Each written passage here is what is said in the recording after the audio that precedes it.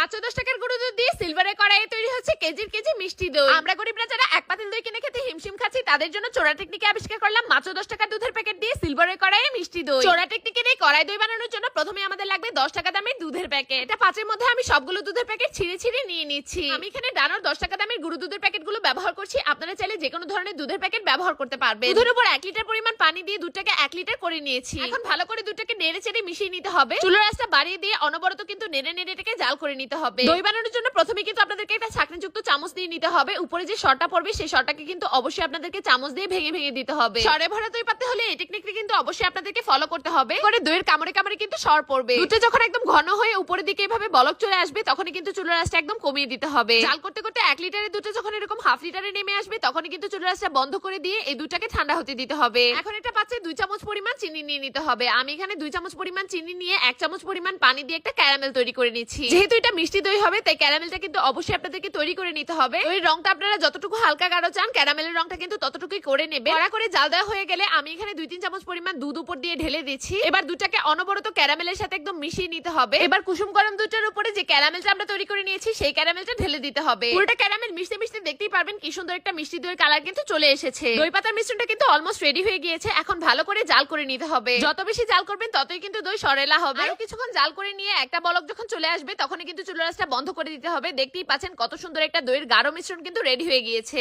এখন যে কোনো সিলভারের কড়াইয়ের মধ্যে আপনারা দইয়ের যে ছাঁচ রয়েছে সেটাকে দিয়ে দিতে পারেন। আমি এখানে 1 চামচ পরিমাণ টক দইয়ের ছাঁচ দিয়ে দিচ্ছি। কড়াইয়ের তলানিতে একটা চামচের সাহায্যে ভালো করে দইটাকে লাগিয়ে নিচ্ছি। এখন উপর দিক দিয়ে দইয়ের যে মিশ্রণটা রয়েছে সেটাকে উপর দিক দিয়ে ঢেলে দিচ্ছি। দইয়ের সাথে দইয়ের মিশ্রণটা ভালো করে মিশিয়ে নিয়ে ডাল ঘুটুনি যেভাবে ঘুটুনি দেয় ঠিক সেভাবে কিন্তু একটা হ্যান্ড উইস্কের সাহায্যে আমি ঘুটি ঘুটি নিচ্ছি। এতে করে দইয়ের উপরে যে অংশটা থাকবে সেটা কিন্তু অসংখ্য ছিদ্রযুক্ত হবে। এখন দইয়ের উপর একটা স্টিলের বাটি দিয়ে ভালো করে ঢেকে একটা মোটা কাপড় উপর দিক দিয়ে দিয়ে দিচ্ছি। 5 থেকে 6 ঘন্টা পর আমি দইটাকে খুলে আপনাদেরকে দেখিয়ে দিচ্ছি কতটা সুন্দরভাবে দইটা জমে গিয়েছে। এই পাচ্ছেন দইটা কিন্তু একদম পারফেক্ট ভাবে হয়ে গিয়েছে। আমি আপনাদেরকে কড়াইটা একদম তুলে দেখিয়ে দিচ্ছি। ছিদ্রযুক্ত দইটা দেখে কিন্তু বোঝার উপায় নেই এটা কড়াই পাতা দই নাকি বগুড়ার ঐতিহ্যবাহী দই। এখন আমি আপনাদেরকে কেটে কেটে দেখিয়ে দিচ্ছি কতটা পারফেক্ট ভাবে দইটা কিন্তু সেট হয়ে গিয়েছে। এভাবে দই পাতলে শুধুমাত্র কড়াই কেন যে কোনো ধরনের স্টিলের থাল বাসনে আপনারা দই পেতে পেতে খেতে পারবেন। এই সরে ভরপুর দইটা তৈরি করতে আমার মাত্র খরচ হয়েছে 20 টাকা। যার থেকে এরকমই একটা দই ভরা পাতিল কিনে আনতে খরচ হতো প্রায় 500 টাকারও বেশি। এখন থেকে আর বাজারে দই কিনে খেতে হবে না। এভাবে যদি ঘরে বসে কড়াইয়ের মধ্যে দই পাতেন তাহলে কিন্তু ঘরের সবাই আপনার প্রতিভার প্রশংসা করে কুল পাবে না। এভাবে কড়াইয়ের মধ্যে দই পেতে পেতে মাত্র 10 টাকা খরচ করে করে হাজার হাজার টাকা বাঁচিয়ে নিয়েছি। দেরি না করে এখনই কড়াইয়ের মধ্যে দই পাতার কাজে লেগে পড়ুন। গত ভিডিওটিতে কমেন্ট করেছিল ফয়েজ মিয়া দেখছেন ভোলা থেকে, টুম্পা আক্তার দেখছেন বরিশাল থেকে, সুদীপ সাহা লিখেছেন ইন্ডিয়া থেকে, আব্দুর রহিম দেখছেন দুবাই থেকে। আপনাদেরকে অনেক অনেক ধন্যবাদ। কে কোথা থেকে আমার ভিডিওটি দেখছেন জানাতে কিন্তু ভুলবেন না। এরকম সব নিত্য নতুন টিপসমূলক ভিডিও পেতে আমার পেজটি ফলো করে আমার পাশেই থাকুন। ধন্যবাদ।